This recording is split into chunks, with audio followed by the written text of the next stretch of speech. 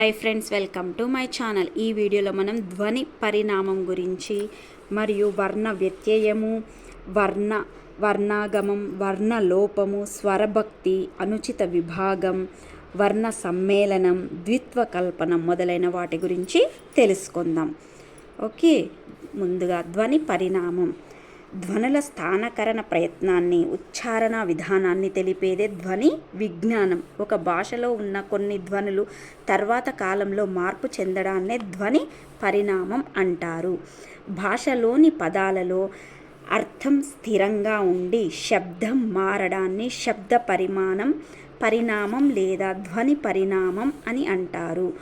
భాషలోని ధ్వని మార్పులను మొట్టమొదటిసారిగా వివరంగా తెలిపిన వారే టాలమీ, ఇటలీ దేశస్థుడు. ధ్వని పరిణామం భేదాలు. వర్ణ సమీకరణం. ధ్వని పరిణామం భేదాలు మొత్తం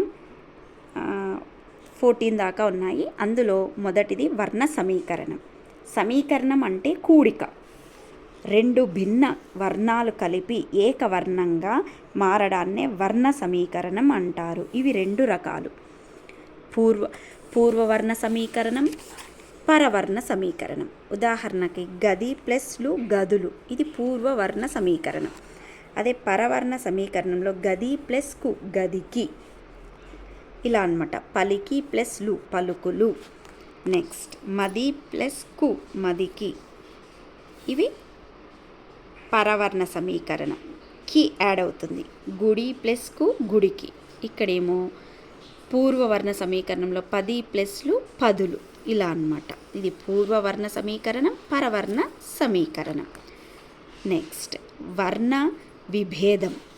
వర్ణ సమీకరణానికి వ్యతిరేకమైనది.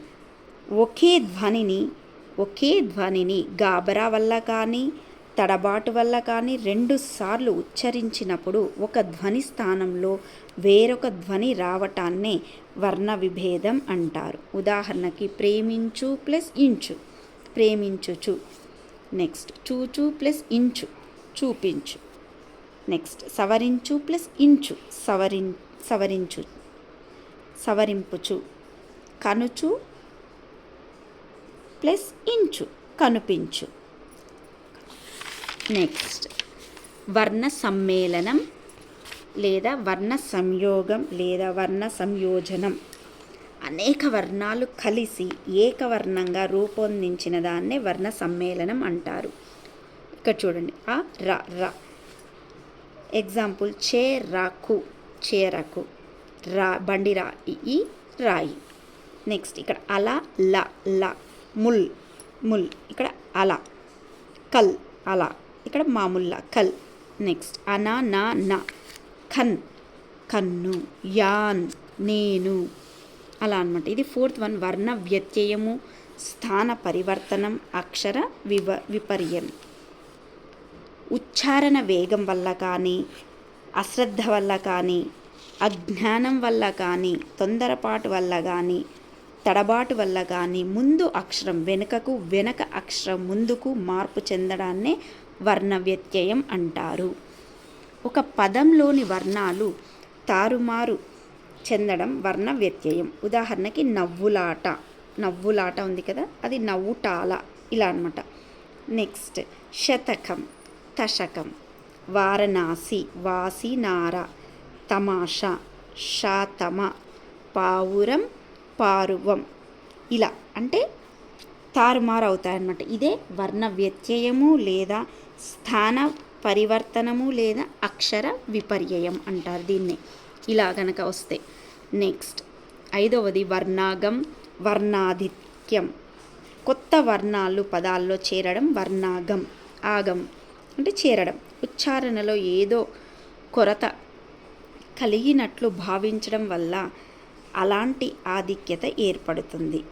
సామ్యం వల్ల కానీ, ప్రామాణికం కాదనే భావంతో కానీ కొత్త వర్ణాలు పదాల్లో చేరడాన్ని వర్ణాగం అంటారు. ఉదాహరణకి కోలాటం, అప్పుడు కోలాటకం అని వస్తుంది. నడిరేయి, నడికి రేయి. వేగు చుక్క, వేగుకు చుక్క. ఆర్భాటం, ఆర్భాటకం, ఆర్భాటకం. నెక్స్ట్ వర్ణలోపం, సవర్ణలోపం, అక్షరలోపం, వర్ణనాశనం, హల్లోపం.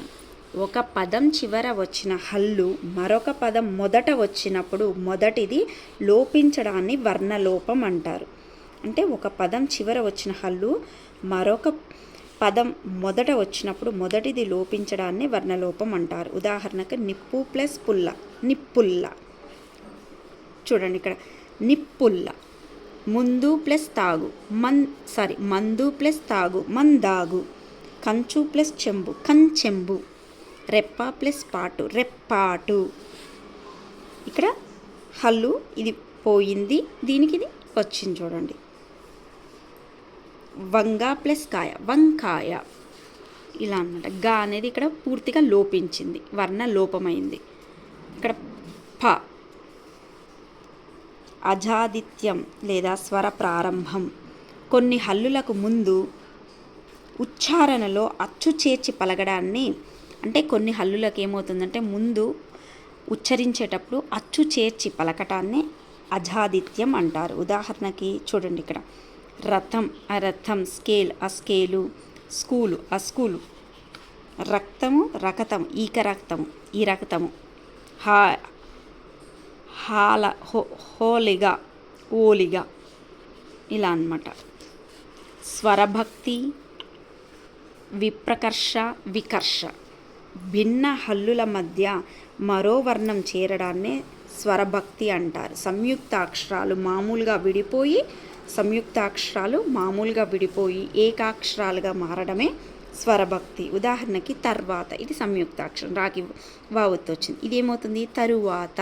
విడిపోతున్నాయి అన్నమాట. రాత్రి, రాతిరి. యాత్ర, జాతర. పల్చన, పలుచన. పర్వము, పరువము. ఇలా అన్నమాట. స్వర్ణ, సువర్ణ. లగ్నం, లగనము. ఇలా సంయుక్తాక్షరాలు ఏమవుతున్నాయి? విడిపోతున్నాయి అన్నమాట. నెక్స్ట్ తాళవీకరణం. తాళువులు స్థానంగా ఉచ్చరించబడే ధ్వనులను తాళవ్యాలు అంటారు. మూల ద్రావిడ భాషలోని పదాధికకారం తాళవ్యాచ్చులు పరమైనప్పుడు చకారంగా మారుతుంది.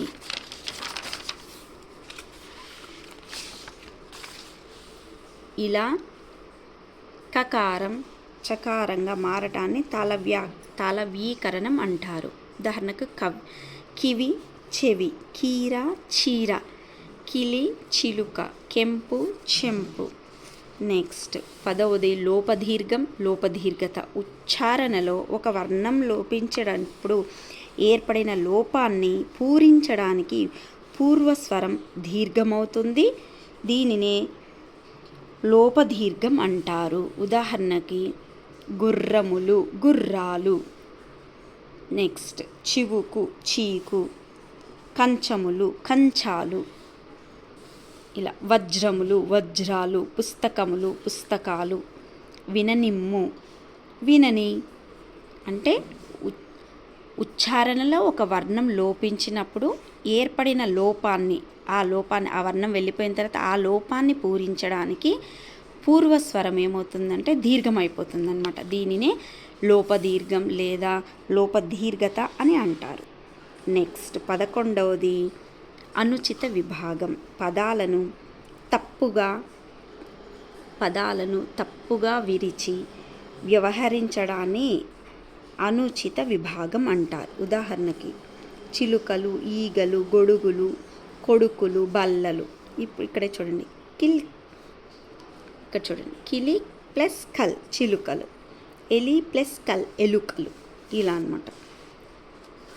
నెక్స్ట్ ద్విత్వకల్పనం. కొన్ని పదాలలో, ఇది లాస్ట్ది అనమాట, కొన్ని పదాలలో ద్విత్వం లేకపోయినా కల్పించి చెప్పడాన్ని ద్విత్వకల్పనం అంటారు. అంటే అది లేకపోయినా ఉన్నట్టు కల్పించి చదవడమే. కలదు, కద్దు. పడిన, పడ్డ. తలక్రిందులు, తల్లకిందులు. తలక్రిందులు అయితే తల్లకిందులు. తెల్లవారు, తెల్లవారు. అంటే అక్కడ ద్విత్వం లేకపోయినా ద్విత్వంలాగా పలికి చదవడం. వలదు, వద్దు. Thank you friends. ఈ వీడియో కనుక నచ్చినట్టయితే లైక్ చేయండి, షేర్ చేయండి. Please subscribe my channel. Thanks for watching.